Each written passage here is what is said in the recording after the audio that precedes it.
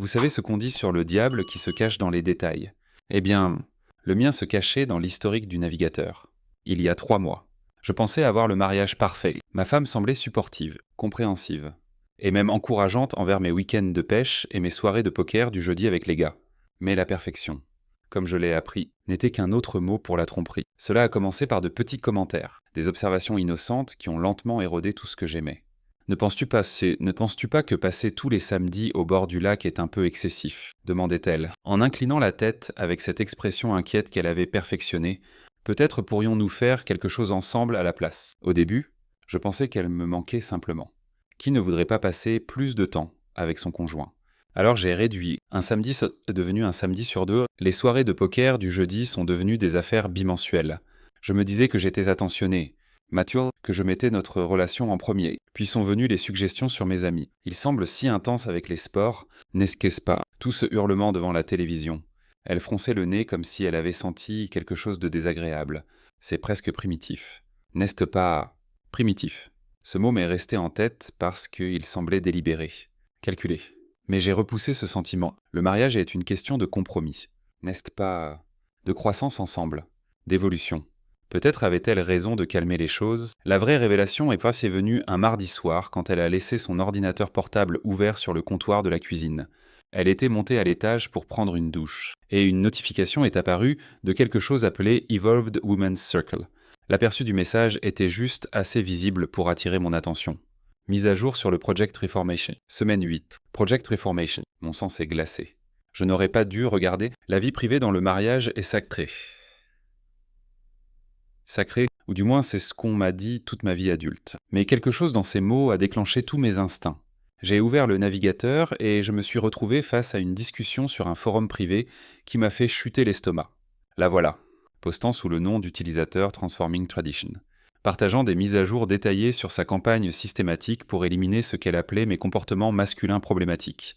Elle avait catégorisé mes hobbies, mes amitiés, même mon choix d'émissions de télévision en petites boîtes nettes étiquetées toxiques, réformables et acceptables, les sorties de pêche, comportements d'évasion qui renforcent l'indisponibilité émotionnelle masculine, les soirées de poker, normalisation du jeu d'argent et lien homosocial qui exclut les perspectives féminines.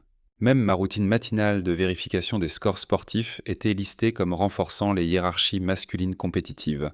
Mais le vrai coup dur était son rapport de progrès. Elle avait documenté chaque conversation, chaque manipulation subtile, chaque culpabilisation conçue pour me remodeler en sa vision d'un homme évolué. Les autres femmes du groupe l'encourageaient, partageant leurs propres tactiques pour déprogrammer leurs maris et petits amis. Une réponse a particulièrement attiré mon attention. « Tu fais un travail incroyable. » Mon mari n'a pas regardé un seul match de football depuis 6 mois. La clé, c'est de leur faire croire que c'est leur idée de changer. Alors que j'étais assis là à lire poste après poste de manipulation psychologique calculée, j'ai senti quelque chose se déplacer en moi. Pas le genre de déplacement romantique comme dans un montage de film. C'était plus froid, plus tranchant. C'était le moment où j'ai réalisé que je vivais avec une étrangère qui me voyait comme un projet de rénovation plutôt qu'un être humain. La douche coulait encore à l'étage. J'avais peut-être 5 minutes de plus avant qu'elle ne descende, s'attendant probablement à me trouver exactement où j'avais été ces 8 derniers mois, devenant progressivement moins moi-même et plus son compagnon idéal. J'ai fermé l'ordinateur portable et je suis allé à la fenêtre. Regardant le lac où je passais mes samedis, le soleil se couchait, projetant de longues ombres sur l'eau. Pour la première fois depuis des mois, je ne pensais pas au compromis ou à la considération ou à ce qu'elle pourrait préférer. Je pensais à ce qui allait suivre. Parce que voilà, la chose à propos d'appeler l'authentique soi de quelqu'un problématique. Tu ferais mieux d'être préparé à ce qu'ils appliquent le même standard en retour. Et quelque chose me disait que les propres désirs et comportements de ma femme ne tiendraient pas aussi bien sous l'examen. L'eau a arrêté de couler à l'étage. Je l'ai entendu bouger dans la salle de bain, probablement en train de se préparer à descendre et à continuer sa routine du soir de correction subtile et de redirection douce. Mais ce soir allait être différent. Ce soir, le projet allait avoir un nouveau manager. Les jours suivants ont été une masterclass en art de la performance. J'ai regardé ma femme opérer avec de nouveaux yeux, voyant chaque manipulation qu'elle avait utilisée pour ce qu'elle était vraiment. Les regards inquiets, les redirections subtiles, la façon dont elle fabriquait de petites crises chaque fois que j'avais des plans avec des amis. Mais j'ai joué le jeu, j'ai souri, hoché la tête, même accepté de sauter une autre soirée de poker parce qu'elle avait soudainement développé un mal de tête qui requérait mon attention undivided. tout en observant et documentant discrètement ses schémas. Le point de rupture est venu vendredi quand elle a découvert que j'avais prévu un week-end de pêche entre gars pour le mois suivant. Quelque chose que j'avais arrangé avec 3 de mes amis les plus proches il y a des mois, avant que son projet de reformation n'ait vraiment pris. Un week-end entier. A-t-elle dit, sa voix portant ces tons familiers de déception inquiète. Ne penses-tu pas que c'est un peu excessif? Je veux dire, me laisser seul pendant 3 jours juste pour s'asseoir au bord d'un lac. C'est là que l'ancien moi aurait présenté des excuses, peut-être proposé de le raccourcir ou de l'inviter. Mais le nouveau moi, celui qui avait lu son manuel détaillé de guerre psychologique, avait une approche différente. Excessif comment? Ai-je demandé. Gardant ma voix parfaitement neutre, elle a marqué une pause, clairement pas s'attendant à la question. Eh bien, c'est juste un comportement masculin très traditionnel. N'est-ce que pas... Ce besoin d'échapper dans la nature avec d'autres hommes, laissant les responsabilités derrière. Comportement masculin traditionnel. Ai-je répété lentement. Phrase intéressante. Où as-tu appris ça? Le léger rougissement sur ses joues m'a tout dit, mais elle s'est reprise rapidement, changeant de tactique. Je pense juste que nous devrions grandir ensemble, pas séparément. Ces rassemblements tribaux semblent si primitifs. Il y avait ce mot à nouveau, primitifs. Tout droit sorti de son manuel du forum. Primitif. Ai-je dit, m'installant dans mon fauteuil, tu sais ce qui est intéressant. J'ai réfléchi au comportement primitif ces derniers temps, comme la façon dont tu as dépensé 400 drachmas pour cet atelier de guérison au cristaux le mois dernier, ou comment tu as conduit 2 heures pour assister à cette cérémonie de lune. Ses yeux se sont légèrement plissés, c'est complètement différent. Ce sont des choses sur la croissance personnelle et le développement spirituel. Vraiment. Ai-je hoché la tête et pêché avec mes amis? C'est à propos de quoi exactement? Renforcer la masculinité toxique. Le fait qu'elle n'ait pas immédiatement nié utiliser cette phrase exacte m'a dit qu'elle savait que j'étais sur quelque chose, mais elle n'était pas prête à reculer encore. Écoute, je n'essaie pas de te contrôler, a-t-elle dit, déployant la défense classique de la manipulation. Je pense juste que tu pourrais être plus évolué, plus présent dans notre relation, plus évolué. Un autre favori du forum. Voici ce que je pense, ai-je dit, m'élevant. Je pense que tu as passé trop de temps dans des chambres d'écho en ligne qui convainquent les femmes que leurs maris sont des projets de rénovation. Et je pense que tu as oublié que le respect fonctionne dans les 2 sens. Le masque a glissé un instant. Assez longtemps pour que je voie le calcul derrière ses yeux. La rapide réorganisation mentale pour reprendre le contrôle du récit. Je n'ai aucune idée de quoi tu parles. A-t-elle dit, mais sa voix avait perdu sa confiance antérieure. Je pense que tu es paranoïaque. Le suis-je? Je me suis dirigé vers son ordinateur portable, encore posé là où elle l'avait laissé la veille au soir. Devrions-nous vérifier? La panique dans ses yeux a été immédiate et indéniable. Tu as fouillé dans mon ordinateur. C'est une violation complète de la vie privée. Drôle, ai-je dit, sans toucher l'ordinateur portable. Mais gardant ma main au-dessus, je ne me souviens pas que tu étais si inquiète pour la vie privée quand tu documentais chaque comportement de moi pour ton groupe de soutien en ligne. Le silence s'est étiré entre nous comme un fil tendu. Elle calculait, essayant de déterminer exactement combien j'en savais et combien de contrôle des dommages elle devait faire. Ce sont des conversations privées avec des amis. A-t-elle enfin dit, des femmes qui se soutiennent mutuellement à travers les défis relationnels. Défis relationnels. Ai-je répété. C'est comme ça qu'on appelle la manipulation psychologique maintenant. Elle a essayé de rediriger à nouveau, sortant la carte de la victime. Je n'arrive pas à croire que tu m'attaques pour avoir des amis qui se soucient de mon bien-être. C'est exactement le genre de comportement agressif qui arrête. Le mot est sorti plus tranchant que je ne l'avais prévu. Mais il a eu l'effet désir. Elle a arrêté de parler immédiatement. Voici ce qui va se passer. Je vais à cette sortie de pêche. Je reprends mes soirées de poker. Et tu vas m'expliquer pourquoi tu pensais que c'était acceptable de transformer notre mariage en une expérience sociale. Tu ne peux pas juste, a-t-elle commencé. Je peux, l'ai-je interrompu. Et je le fais. Parce que voilà la chose que tu sembles avoir oubliée pendant que tu étais occupé à me réformer. Je ne suis pas ton projet. Je suis ton mari. Et si tu ne peux pas faire la différence, alors nous avons de plus gros problèmes que mes hobbies soi-disant primitifs. La couleur avait quitté son visage. Pour la première fois depuis des mois, c'était elle qui semblait incertaine, celle qui se débattait pour le contrôle. Nous devons parler de ça rationnellement. A-t-elle dit, retombant sur le langage thérapeutique. Peut-être devrions-nous voir un conseiller. Absolument. Ai-je accepté ? Quelqu'un de neutre qui peut nous aider à explorer pourquoi tu as ressenti le besoin de démanteler systématiquement ma personnalité au lieu de simplement demander ce que tu voulais. La sortie de pêche était encore à 3 semaines, mais je pouvais déjà voir les rouages tourner dans sa tête. Elle planifiait son prochain coup, probablement en train de composer déjà son post sur le forum sur la gestion de la résistance masculine à la croissance. Mais elle avait fait une erreur cruciale dans son projet de reformation. Elle avait supposé que je ne me battrais jamais, que je continuerais à absorber ses manipulations jusqu'à ce que je me transforme en son compagnon idéal. Ce qu'elle n'avait pas réalisé, c'est que j'avais pris des notes aussi, et que mon projet venait juste de commencer. Le week-end après notre confrontation, ma femme est soudainement devenue très intéressée par le contrôle des dommages. Elle était extra affectueuse, cuisinait mes repas préférés, et oubliait commodément de mentionner que mes habitudes étaient problématiques. Manuel classique de manipulation. Quand la confrontation directe échoue, essayez le bombardement d'amour. Mais je n'achetais pas ça. Pas quand j'avais passé la semaine précédente à faire mes propres recherches. Pendant qu'elle était à son cours de yoga du mercredi, le même qu'elle suivait depuis 8 mois. J'ai décidé de plonger plus profondément dans son empreinte numérique. Ce que j'ai trouvé était un trésor d'hypocrisie qui m'a fait bouillir le sang. Le forum Evolved Women's Circle n'était pas seulement sur la reformation des maris. C'était un projet complet de documentation de style de vie où ces femmes partageaient chaque détail de leur vie quotidienne, cherchant la validation pour des achats, des décisions et des comportements qui feraient pleurer un conseiller financier. Ma femme, sous son nom d'utilisateur Transforming Tradition, avait été assez occupée à documenter sa propre évolution. Pendant qu'elle était occupée à étiqueter mes intérêts comme une culture de consommation problématique, elle avait accumulé plus de 3 days. Gilles en charge chez quelque chose appelé Sacred Wellness Boutique en seulement 2 mois. La liste détaillée était impressionnante. Cristaux d'alignement des chakras, faisceaux de sauge éthiquement sourcés, bouteilles d'eau de lune artisanale, coussins de méditation en coton organique, et un journal de 65 ans spécialement conçu pour la manifestation d'intention. Chaque achat était célébré par le forum comme une autre étape dans son voyage spirituel.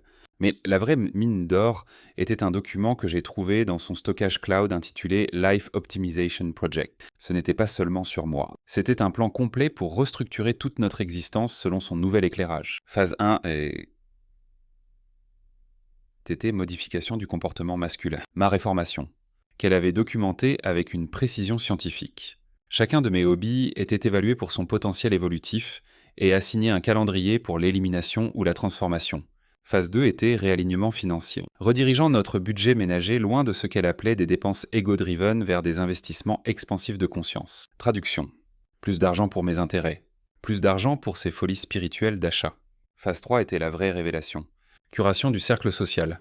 Elle avait des plans détaillés pour nous éloigner progressivement d'amis qu'elle considérait inconscients et nous intégrer dans sa nouvelle communauté d'individus évolués. Mes amitiés de longue date étaient spécifiquement ciblées pour l'élimination. Le document faisait 43 pages. 43 pages de manipulation calculée déguisée en croissance personnelle. Mais voilà ce qui m'a vraiment atteint, sa répartition des dépenses. Pendant qu'elle me faisait la leçon sur la toxicité de la culture de consommation et du matérialisme masculin, elle avait dépensé plus en produits de wellness en 3 mois que j'en avais dépensé en équipement de pêche en 3 ans. Le cours de poterie du mardi soir. $18 par session. La retraite du week-end à Sedona. Wanda, femme sante. L'abonnement mensuel pour recevoir des pierres de guérison artisanales de divers endroits internationaux. 200 par mois. Pendant ce temps, elle m'avait subtilement fait honte pour avoir acheté un magazine de pêche à 20 ans. Quand elle est rentrée du yoga, j'étais assis à la table de la cuisine avec une copie imprimée de son projet d'optimisation de vie et une calculatrice. Nous devons parler, ai-je dit, en désignant la chaise en face de moi. Elle a vu les papiers et son visage a passé par une série fascinante d'expressions. Choc, colère, peur. Et enfin, une tentative calculée d'indignation justifiée. Tu as fouillé dans mes fichiers privés, a-t-elle dit, essayant de saisir le terrain moral supérieur. C'est une violation complète des limites. Limites, ai-je répété, en tapotant le document. Choix intéressant de mots de la part de quelqu'un qui a passé 8 mois à violer systématiquement chaque limite que j'ai. Elle s'est assise à contre-cœur, sa sérénité yogique s'évaporant rapidement. Je suppose que tu penses avoir trouvé une arme fumante, a-t-elle dit, tentant de sembler dédaigneuse. Mais tout ce que j'ai fait ait été pour améliorer notre relation et ma croissance personnelle. Croissance personnelle. Ai-je dit, en sortant la calculatrice. Parlons de croissance personnelle. Selon tes relevés de carte de crédit, ta croissance personnelle nous a coûté 4,736 ces 3 derniers mois. Sa bouche s'est ouverte et fermée sans son... Pendant ce temps, ai-je continué.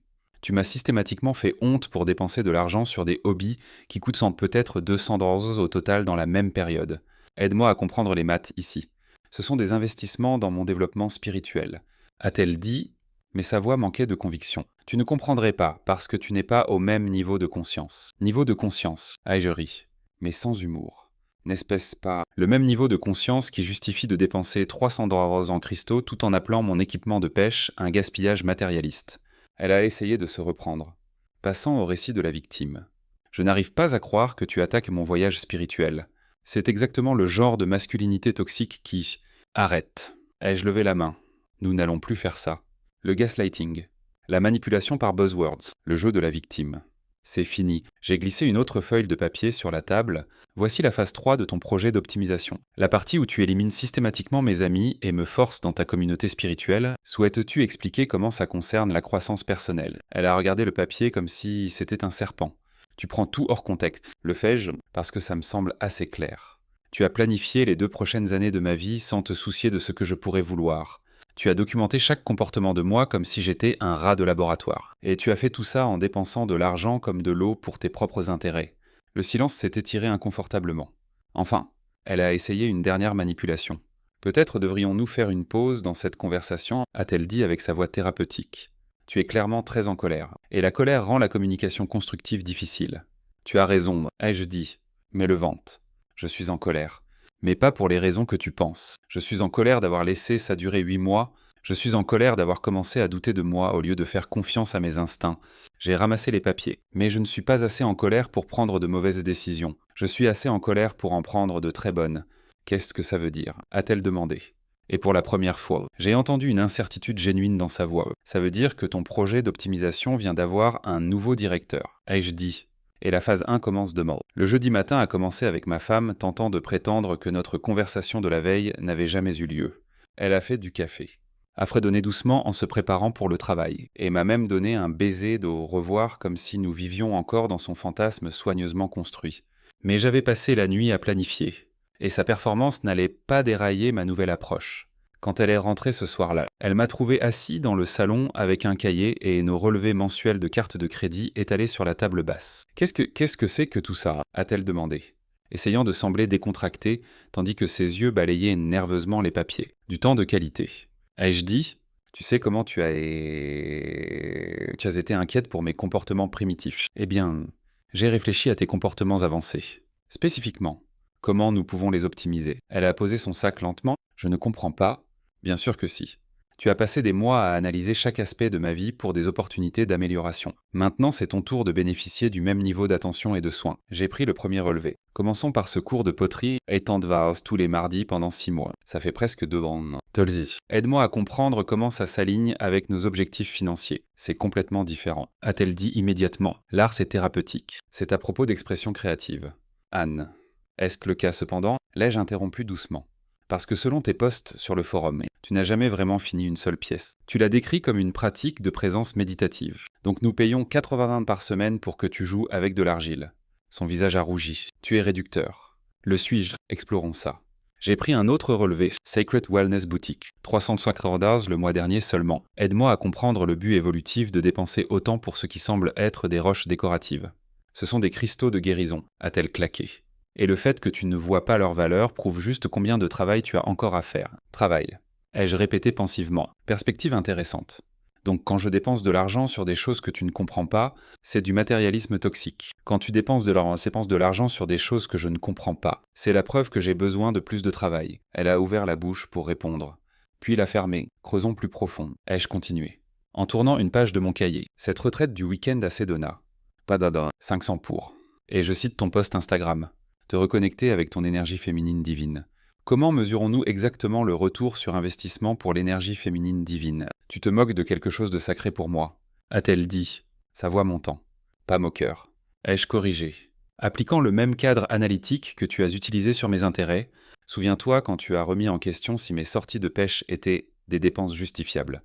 Tu as dit que nous devions être plus conscients de nos priorités de dépenses. J'ai fait voter plusieurs pages de plus. Mais la conscience a apparemment des points de prix différents, selon qui dépense. Ton abonnement mensuel au cristaux coûte plus que tout mon budget de pêche pour l'année. Elle a essayé de rediriger. Ce n'est pas à propos de l'argent, c'est à propos de croissance et d'évolution et de double standard. Ai-je terminé?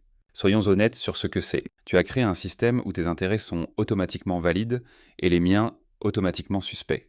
Tes dépenses sont des investissements spirituels. Les miennes sont des déchets ego-driven. La couleur quittait son visage alors qu'elle réalisait où ça menait. Voici ce qui va se passer, ai-je dit, en fermant le cahier. Nous allons appliquer tes principes d'optimisation de manière cohérente. Chaque achat que tu veux faire reçoit le même examen que tu as donné au mien. Chaque activité est évaluée pour son potentiel évolutif. Tu ne peux pas être sérieux, a-t-elle dit, mortellement sérieux. En fait, j'ai déjà commencé. J'ai annulé ton inscription au cours de poterie pour le mois prochain. Ses yeux se sont écarquillés. Tu ne peux pas faire ça. C'est mon exutoire créatif. Exutoire créatif. Ai-je utilisé? Drôle. Tu appelles mes soirées de poker un comportement d'évasion. Quelle est la différence exactement? Le poker est du jeu d'argent, a-t-elle dit désespérément. Et la poterie est du jeu thérapeutique avec de l'argile. Les deux sont des activités récréatives qui coûtent de l'argent et du temps, mais d'une manière ou d'une autre. La tienne passe parce que tu l'as habillée en langage spirituel. Elle a essayé un angle différent. Nous avons accepté de prendre les décisions financières ensemble. L'avons-nous? Parce que je ne me souviens pas d'avoir accepté 3 doses. Zorzil de cristaux et de faisceaux de sauge. Je ne me souviens définitivement pas d'avoir accepté que mes hobbies soient systématiquement éliminés pendant que les tiens s'étendent exponentiellement. Le combat la quittait. Elle s'est assise lourdement sur le canapé. Ce n'est pas ce que je voulais. A-t-elle dit doucement? Ne laisse pas, parce que de là où je suis assise, c'est exactement ce que tu voulais. Tu voulais le contrôle. Tu voulais me remodeler selon tes préférences, tout en maintenant une liberté complète pour toi-même. Je me suis penché en avant. Voici ce que tu n'as pas prévu. Moi me battant en retour en utilisant ton propre manuel. Ça semble vindicatif. A-t-elle dit? Lest, ou ça semble comme de la responsabilité.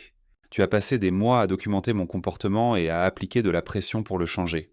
Maintenant, je fais la même chose. La seule différence est que tu n'aimes pas être à la réception. Elle a été silencieuse un long moment. Alors qu'est-ce qui se passe maintenant? Maintenant, nous avons une vraie conversation sur le respect et les limites. Pas la fausse conversation thérapeutique où tu prétends écouter tout en planifiant ta prochaine manipulation. Une vraie où nous sommes tous les deux entendus. Et si je ne veux pas avoir cette conversation? Ai-je haussé les épaules? Alors nous ne l'avons pas. Mais le projet d'optimisation continue de toute façon. Ton choix. Elle m'a regardé comme si elle me voyait pour la première fois. Peut-être qu'elle le faisait. Pendant des mois, elle avait interagi avec sa version de moi, celle qu'elle créait par une manipulation prudente et une pression sociale. J'ai besoin de temps pour réfléchir. A-t-elle enfin dit? Prends tout le temps dont tu as besoin. Ai-je dit? Mais comprends que le temps de réflexion ne met pas en pause la nouvelle réalité. Demain, je vais pêcher. Samedi, je joue au poker. Et la semaine prochaine, nous avons une discussion sérieuse sur les priorités financières. Elle a hoché la tête lentement. Le combat complètement parti d'elle. Une chose de plus. Ai-je ajouté alors qu'elle commençait à quitter la pièce? Tes amis du forum. Celles qui ont encouragé ton projet de reformation, tu pourrais vouloir les mettre à jour sur comment ça se passe. Le week-end de pêche était comme revenir dans ma propre vie. Pour la première fois depuis des mois, je me sentais complètement détendu. Entouré d'amis qui n'essayaient pas de m'optimiser.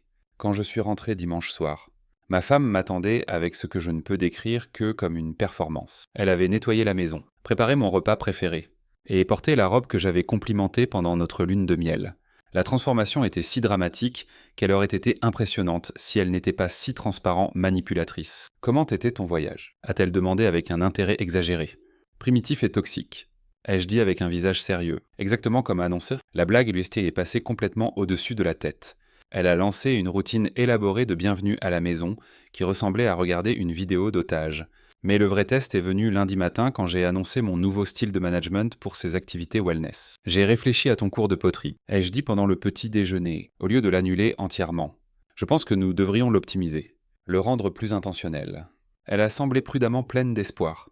Qu'est-ce que tu veux dire? Eh bien, tu y assistes depuis 6 mois sans produire quoi que ce soit de fonctionnel. Ça suggère que le cours n'est pas structuré pour un développement réel de compétences. Donc j'ai trouvé un atelier de céramique plus orienté résultat.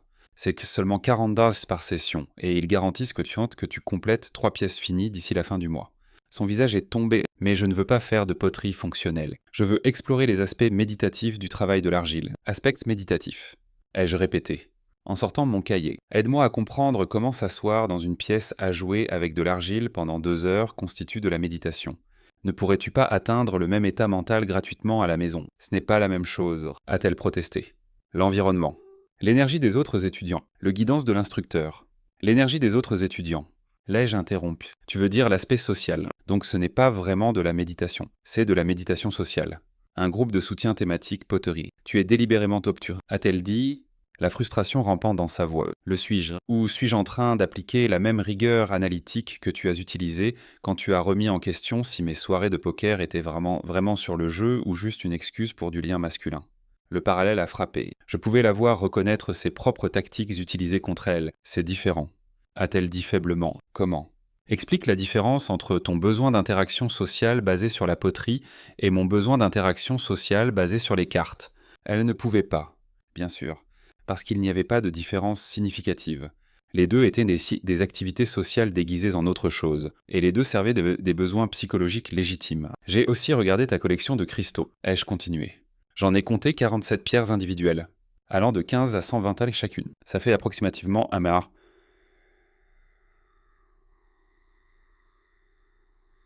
800 minéraux décoratifs. Ce ne sont pas décoratifs, a-t-elle dit rapidement.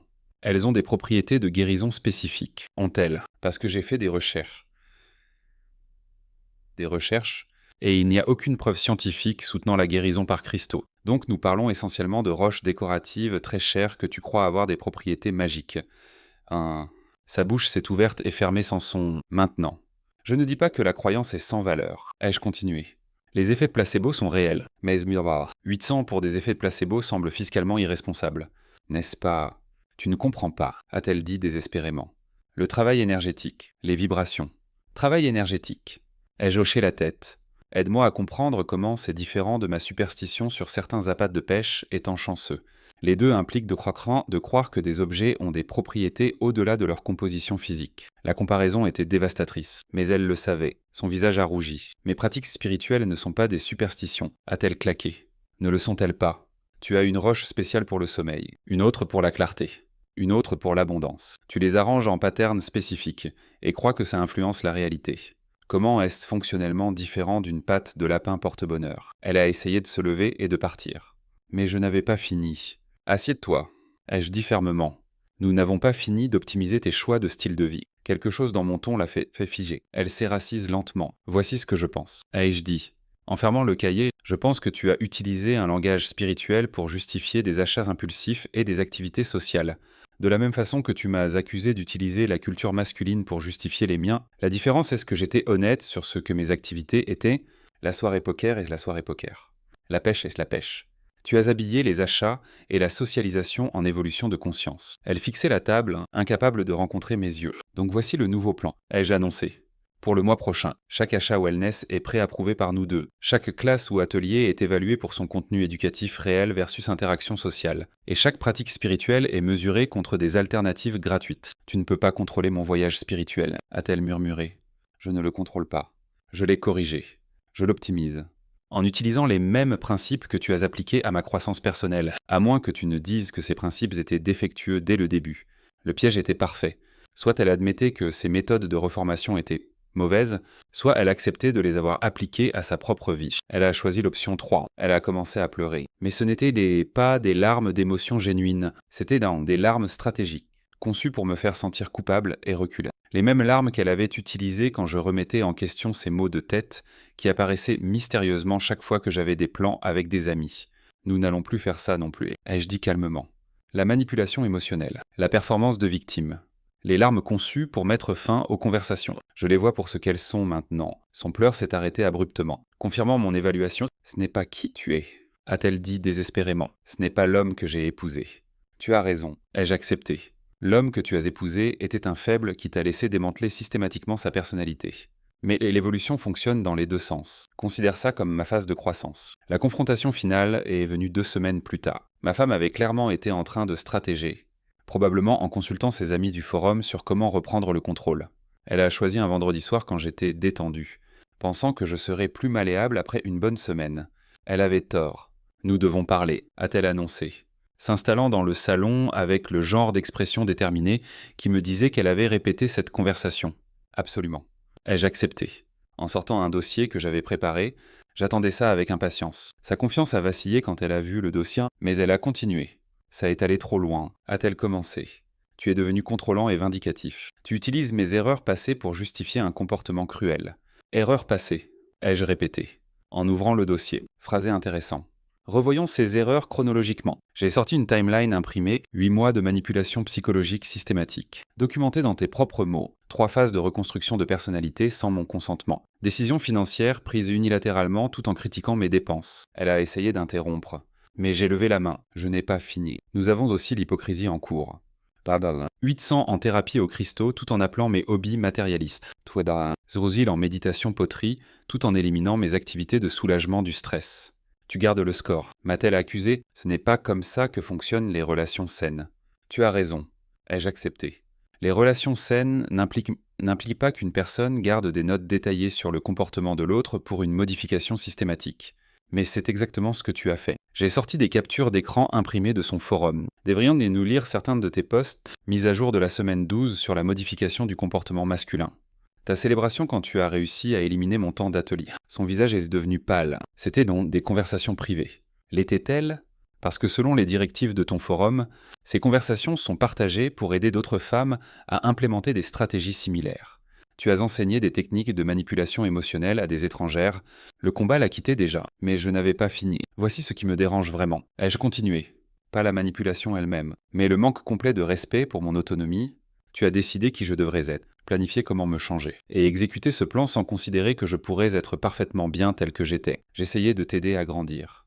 A-t-elle dit faiblement ? Non. Ai-je corrigé ? Tu essayais de me transformer en ton partenaire idéal.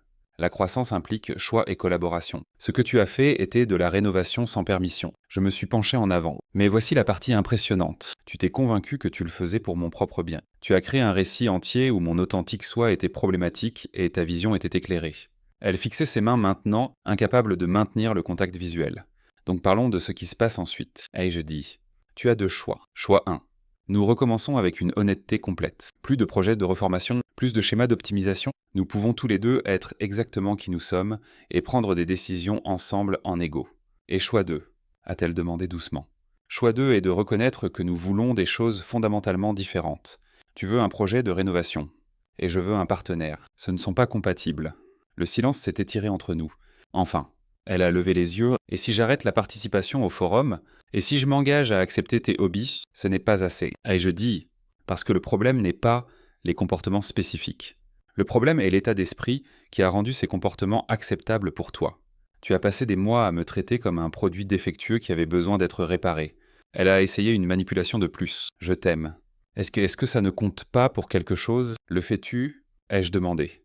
Parce que l'amour n'essaie pas de modifier fondamentalement la personne qu'il prétend aimer. Ce que tu aimais était ta vision de qui je pourrais devenir, pas qui je suis réellement. La vérité de cette déclaration l'a frappée visiblement.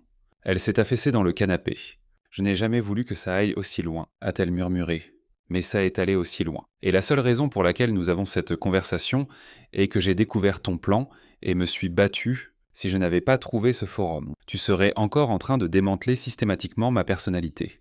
J'ai fermé le dossier, voici mon offre finale. Transparence complète à l'avenir. Prise de décision conjointe sur tous les choix, et thérapie de couple avec quelqu'un qui se spécialise dans la récupération de manipulation. Récupération de manipulation. A-t-elle répété ? Ce que tu as fait a un nom. C'est appelé contrôle coercitif, et c'est une forme d'abus émotionnel. Nous avons besoin d'aide professionnelle pour reconstruire la confiance, en supposant que ce soit même possible. Elle pleurait à nouveau, mais ses larmes semblaient genuines. Prends le week-end pour y réfléchir. Et je dis, mais comprends que de toute façon, la vieille dynamique est terminée. Je ne reviens pas à être ton projet d'amélioration. Et si je ne peux pas accepter ça, a-t-elle demandé. Alors nous serons tous les deux libres de trouver des partenaires qui ne nous voient pas comme des fixeurs-uppers. 3 jours plus tard, elle a emménagé chez sa sœur. Elle a laissé une note disant qu'elle avait besoin de temps pour comprendre qui elle était, sans un projet sur lequel travailler. 6 mois plus tard, je suis encore célibataire, encore en train de pécher, et encore complètement à l'aise avec ma masculinité soi-disant primitive. Parfois, la meilleure façon de rendre les désirs de quelqu'un impossibles est d'arrêter d'accepter le blâme pour être exactement qui tu as toujours été.